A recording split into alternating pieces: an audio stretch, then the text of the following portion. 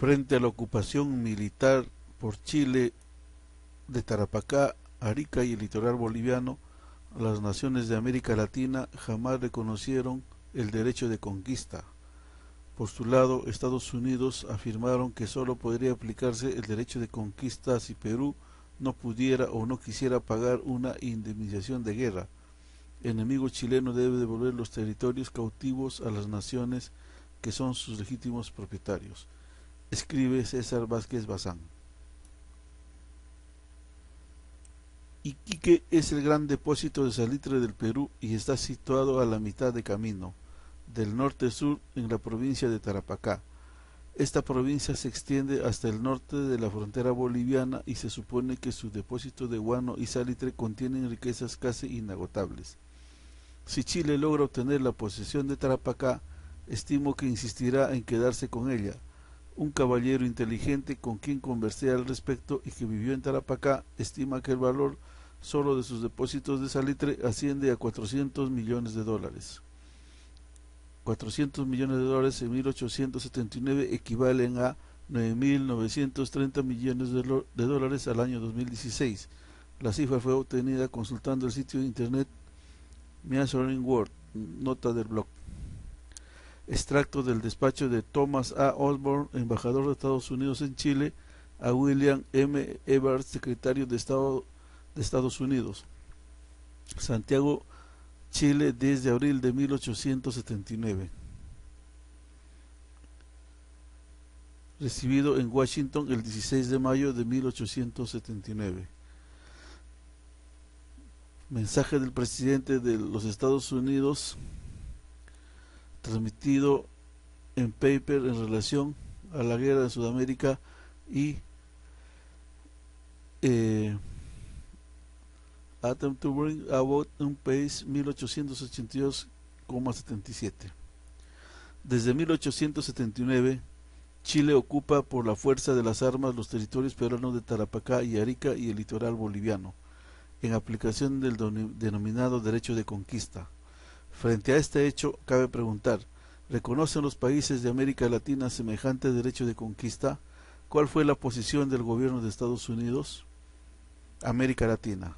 Al responder en forma negativa a la interrogante, es enaltecedor mencionar que las primeras naciones en el mundo que se manifestaron explícitamente por la vigencia del principio del no reconocimiento al derecho de conquista fueron las naciones latinoamericanas tras su liberación del yugo español. Debe recordarse que al independizarse los países de América del Sur, México y América Central afirmaron el concepto del uti possidetis juris como principio de derecho internacional. Aceptaron que las fronteras de los nuevos estados soberanos serían las mismas que tenían en 1810 al concluir la etapa de dominación colonial española. Como consecuencia de la vigencia del principio de uti possidetis juris de 1810, los países de América Latina siguieron una política de respeto mutuo en cuanto a los límites territoriales persistentes entre ellos y desconocieron cualquier eventual apelación al derecho de conquista por cualquier potencia. Tratados latinoamericanos. Antes de la declaración de guerra de Chile contra Perú y Bolivia y de la ocupación por Chile de los territorios peruanos y bolivianos, verificadas ambas en 1879, pueden señalarse 4 antecedentes internacionales en materia de no reconocimiento por los países de América Latina del derecho de conquista. Primero, el Tratado de Liga de Unión y Confederación Perpetua entre las repúblicas de Perú, Colombia, Centroamérica y Estados Unidos mexicanos, suscrito en el Congreso de Panamá de 1826. En los artículos 21 y 22 de este tratado, las partes contratantes se garantizan mutuamente la integridad y defensa de sus territorios. Artículo 21.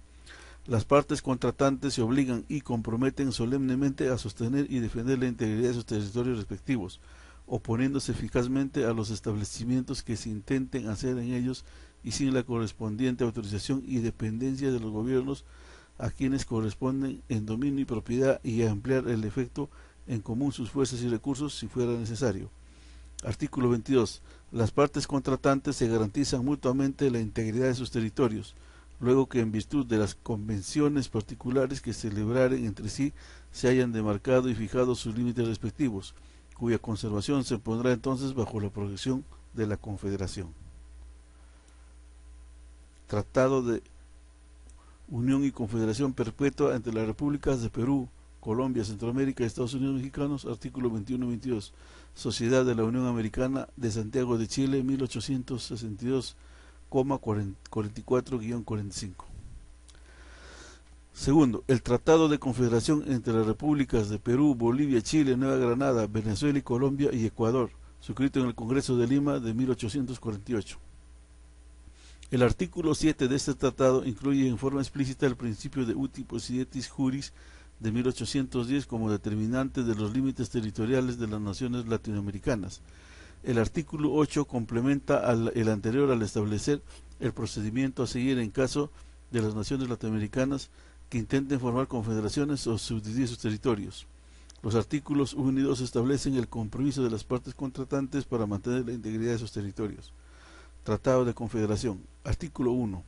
Las altas partes contratantes se unen, ligan y confederan para sostener la soberanía y la independencia de todas y cada una de ellas, para mantener la integridad de sus territorios, para asegurar en ellos su dominio y señorío, y para no consentir que no se infieran impunemente a ninguna de ellas ofensas o ultrajes indebidos. Al efecto se auxiliarán con sus fuerzas terrestres y marítimas y con demás medios de defensa que pueda disponer en el modo y término que se estipulen en el presente tratado. Artículo 2. En virtud del artículo anterior y para los efectos que en él se expresen, se entenderá llegado a causa faederis.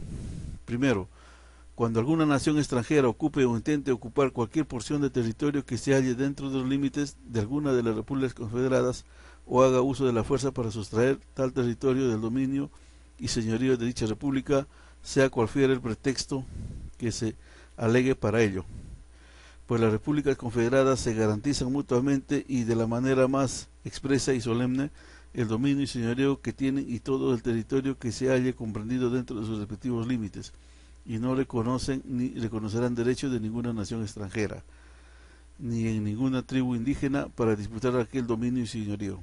Tratado de Confederación entre Repúblicas de Perú, Bolivia, Chile, Nueva Granada, entre paréntesis Venezuela, Colombia y Panamá y Ecuador, artículos 1 y 2, inciso 1, Sociedad de la Unión Americana de Santiago de Chile, 1862,68-69. Artículo 7. Las repúblicas confederadas declaran mantener un derecho perfecto a la conservación de los límites de sus territorios según existían en el tiempo de su independencia de España de los respectivos reinatos, capitanías generales o presidencias en que estaba dividida la América Española, y para demarcar dichos límites donde no lo estuviesen de una manera natural y precisa, conviene en que cuando esto ocurra, los gobiernos de las repúblicas interesadas nombren comisionados que, reunidos y reconociendo en cuanto fuere posible el territorio que se trate de determinar la línea divisoria de las repúblicas, tomando las cumbres divisorias de las aguas, el tailway de los ríos y otras líneas naturales, siempre que permitan las localidades, y cuyo fin podrán hacer necesarios cambios y compensación de terreno, de la manera que consulte mejor la recíproca conveniencia de las repúblicas. Si los respectivos gobiernos no aprobaren la demarcación hecha por los comisionados, o si estos no pudieran ponerse de acuerdo para hacerla, se someterá el asunto a la decisión arbitral de alguna de las repúblicas confederadas o de alguna de las naciones amigas o del Congreso de los Plenipotenciarios. Las repúblicas que, habiendo sido partes de un mismo Estado al proclamarse la independencia, se separaron después de 1810, serán conservadas en los límites que se les hubiese reconocido sin prejuicio de los tratados que hayan celebrado o celebren para variarlos o perfeccionarlos conforme al presente artículo. Lo acordado en este artículo en nada altera los tratados o convenios sobre límites celebrados entre alguna de las repúblicas confederadas, ni contraria la libertad que estas repúblicas tienen para arreglar entre sí sus respectivos límites. Artículo 8. Si se pretendiere reunir dos o más de las repúblicas confederadas en un solo Estado, o dividir en varios estados alguna de dichas repúblicas, o segregar de alguna de ellas para agregar a otra a las mismas repúblicas o a una potencia extranjera uno o más puertos, ciudades o provincias, será preciso que tal cambio tenga efecto, que los gobiernos de las demás repúblicas confederadas declaren expresamente por sí o por medio de sus plenipotenciarios en el Congreso no ser perjudicial dicho cambio a los intereses y seguridad de la Confederación. Tratado de confederaciones entre las repúblicas Perú, Bolivia, Chile, Nueva Granada, entre paréntesis Venezuela, Colombia y Panamá y Ecuador, artículos 7 y 8. Sociedad de la Unión Americana de Santiago de Chile, 1862,72-73. Tercero, el Tratado Continental entre las repúblicas de Perú, Chile y Ecuador, suscrito en el Congreso de Santiago de Chile en 1856. El artículo 13 del tratado establece la obligación de las partes contratantes de no ceder ni enajenar a otras naciones parte de algunos de sus territorios. Asimismo, se formaliza el compromiso de no reconocer eventuales modificaciones territoriales de la naturaleza señalada. Artículo 13. Cada una de las partes contratantes se obligan a no ceder ni enajenar bajo ninguna forma a otro Estado o gobierno parte alguna de su territorio, ni a permitir que dentro de él se establezca una nacionalidad extraña a la que al presente domina, y se compromete a no reconocer con ese carácter a la que cualquiera circunstancia se establezca. Esta estipulación no obstará a las cesiones que los mismos estados comprometidos hicieren unos a otros para regularizar sus demarcaciones geográficas, o fijar límites naturales a sus territorios, o determinar con ventaja mutua sus fronteras. Fuente: Tratado Continental entre las Repúblicas de Perú, Chile, Ecuador, 1856, artículo 13, Sociedad de la Unión Americana, Santiago de Chile, 1862-108. Cuarto, el Tratado de Unión y Alianza Defensivas entre Perú, Bolivia, Chile, Ecuador, Colombia, El Salvador y Venezuela, suscrito en Lima en 1865. Los artículos 1 y 2 establecen el compromiso de las partes contratantes para garantizar mutuamente la integridad de sus territorios contra cualquier intento de conquista por parte de cualquier otra nación. Artículo 1. Las otras partes contratantes se unen y ligan para los objetivos arriba expresados y se garantizan mutuamente su independencia, su soberanía y la integridad de sus territorios respectivos, obligándose en los términos del presente tratado a defenderse contra toda agresión que tenga objeto de privar a alguna de ellas de cualquiera de los derechos aquí expresados, ya venga la agresión de una potencia extraña, ya de alguna de las ligadas por este pacto, ya de fuerzas extranjeras que no obedezcan a un gobierno reconocido. Artículo 2. La alianza aquí estipulada producirá sus efectos cuando haya violación de los derechos expresados en el artículo 1 y especialmente en los casos de ofensa que consistan: 1. En actos dirigidos a privar a alguna de las naciones contratantes de una parte de su territorio con ánimo de apropiarse de su dominio o cederlo a otra potencia. Fuente: Tratado de Unión y Alianza Defensiva de 1865 entre Perú, Bolivia, Chile, Ecuador, Colombia, El Salvador y Venezuela, artículos 1 y 2, inciso 1. Salinas, 1904,250. La posición de Estados Unidos. El 1 de diciembre de 1881, el secretario de Estado de Estados Unidos, James Blaine, formalizó las instrucciones de su gobierno a William Henry Prescott, quien había sido nombrado enviado de misión especial de Estados Unidos ante Perú, Chile y Bolivia con miras de promover las negociaciones para obtener la paz. En esa oportunidad, si bien Blaine reconoció la existencia del derecho de conquista, explicó que su aplicación debería producirse solo en el caso que Perú no pudiera o no quisiera pagar una indemnización de guerra de monto razonable y de proporción a la garantía correspondiente. Perú, en posesión de Tarapacá, estaría en capacidad de pagar la indemnización requerida y extender las garantías necesarias. Blaine lo escribió con claridad: la anexión de Tarapacá, que con una administración bien organizada podría producir anualmente una suma suficientemente grande para pagar una gran indemnización, no nos parece compatible con la justicia. Debe añadirse que las instrucciones de Blaine mencionaron los peligros que traería la aplicación absoluta del derecho de conquista, en particular las guerras y conflictos que podrían surgir como consecuencia de la intención de la nación perjudicada por recuperar sus territorios. Conclusión: los países de América Latina expresaron su rechazo a las intenciones de Chile de apoderarse de Tarapacá, Arica y el litoral boliviano, debido a que nunca aceptaron la vigencia del derecho de conquista. Por su parte, Estados Unidos expresó que solo cabría la aplicación del derecho de conquista si no se pagase la indemnización de guerra, situación que no podía producirse debido a que la explotación de Tarapacá por Perú proporcionaría los recursos más que suficientes para la indemnización sin la necesidad de acudir al sacrificio territorial. Al enemigo chileno jamás le interesó obtener una indemnización de guerra. El objetivo de su guerra de salitre fue exactamente ese, capturar el salitre existente en el desierto de Atacama desde antes de declarado el conflicto. El objetivo de las clases dominantes de Chile fue apoderarse a como dé lugar de los ricos territorios salitreros de Tarapacá, Arica y el litoral boliviano, arrebatándoselos a sus legítimos propietarios Perú y Bolivia. Si el gobierno chileno, mientras desconozca intención de ofensa, mantuviese sus derechos para arreglar sus dificultades con el Perú sin la intervención amistosa de otra potencia y rehusase permitir la formación en el Perú de otro gobierno que no se comprometa a conceder la cesión de territorio peruano, es deber de BS expresar en lenguaje tan firme como sea compatible con el respeto debido a una potencia independiente el desagrado y poca satisfacción que sentiría el gobierno de los Estados Unidos con una política tan deplorable.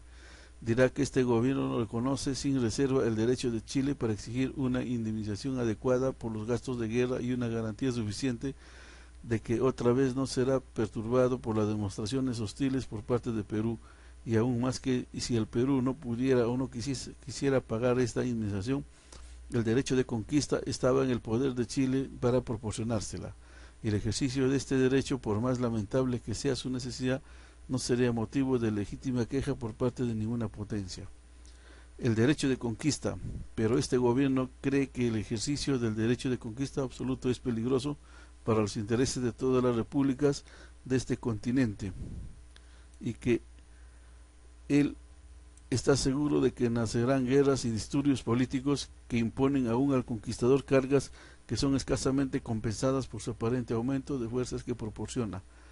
Este gobierno cree también que entre dos naciones independientes las hostilidades no confieren por la mera existencia de una guerra el derecho de conquista hasta que no falle el pago de la indemnización y la garantía que tiene derecho a exigir. Los Estados Unidos sostienen, por tanto, que deben permitírsele al Perú una oportunidad para procurarse la indemnización y la garantía. Ni tampoco pueden admitir la cesión de un territorio que exceda en mucho el valor de los amplios cálculos de una indemnización razonable. Ya por fuerza de su ocupación, el gobierno ha colectado en el Perú grandes sumas y ha manifestado abiertamente y oficialmente en el Congreso chileno que estas obligaciones militares han excedido el costo de mantención del ejército de ocupación. La anexión de Tarapacá, que bajo una administración bien organizada podría producirse anualmente una suma suficiente grande para pagar una gran indemnización, no nos parece compatible con la justicia. La prohibición práctica de que se forme un gobierno estable en el Perú y la apropiación absoluta de sus más valiosos territorios es simplemente la extinción de un Estado que ha formado parte del sistema de repúblicas de este continente, honrada de sus tradiciones y ejemplos de su pasada historia y rica en recursos para su futuro progreso. Los Estados Unidos, con los cuales el Perú ha mantenido las más cordiales relaciones, tiene derecho para asentar y manifestar un profundo interés en su desgraciada condición, y si bien con iguales sentimientos de amistad hacia Chile, no nos interpondremos para privarlos de las ventajas de su éxito militar, ni pondremos ningún obstáculo para alcanzar su futura seguridad. No podremos mirar con diferencia la destrucción de la nación peruana. Si se rehusan nuestros buenos oficios y se persiste en la política de desmembración de un Estado independiente, este gobierno se considera libre de mayores obligaciones por la posición que Chile ha asumido y considerará también libre para apelar a las demás repúblicas de este continente a fin de que se una a los esfuerzos comunes para evitar las consecuencias que no se limitarán solo a Chile y Perú, sino que son un gran peligro para las instituciones políticas y el proceso pacífico y la libre civilización de toda América. Instrucciones del secretario de Estados Unidos James G. Blaine a William Henry Trescott, enviado especial de Estados Unidos ante Perú, Chile y Bolivia, Washington, 1 de diciembre de 1881. Fuente Ahumada, 1889, sexto, 328. Fuentes: Ahumada Moreno Pascual, 1889, Guerra del Pacífico, tomo 6, Valparaíso, imprenta Librería Americana. Message from the President of the United States, transmission type paper relation and the war in South America and attempts to bring about a peace, Washington, 1882, Government Printing Office. Salinas José, compendio, 1904, recopilación de tratados, convenciones y actos diplomáticos celebrados por la República de Bolivia, La Paz, talleres tipográficas, litográficos de J.M. Gamarra. Sociedad de la Unión Americana de Santiago de Chile, 1862, colección de ensayos y documentos relativos a la Unión y Confederación de los Pueblos Hispanoamericanos, Santiago de Chile, imprenta chilena. César Vázquez Bazán, 2017, todos los derechos reservados, julio 11 de 2017. Bueno, acá hay otro documento donde habla que las guerras no daban derecho a cesión territorial. Eso ya se había contemplado desde el año 1810. Entonces, para los lectores queda, bueno, una vez más, ¿no?, un documento, o acá hay varios documentos que sientan, ¿no?, que esos territorios que están en posesión de Chile están ilegalmente ocupados, que deben ser devueltos, obviamente, y aparte la compensación económica correspondiente, ¿no?, a la explotación que ha habido desde el año 1879 que pasaron en posesión, aparte de la indemnización que debe hacer por la destrucción de la ciudad de Lima y de las diferentes haciendas que estaban en todas las costas peruanas. Quedo a consideración de las opiniones de los lectores y será hasta un próximo artículo. Muchas gracias.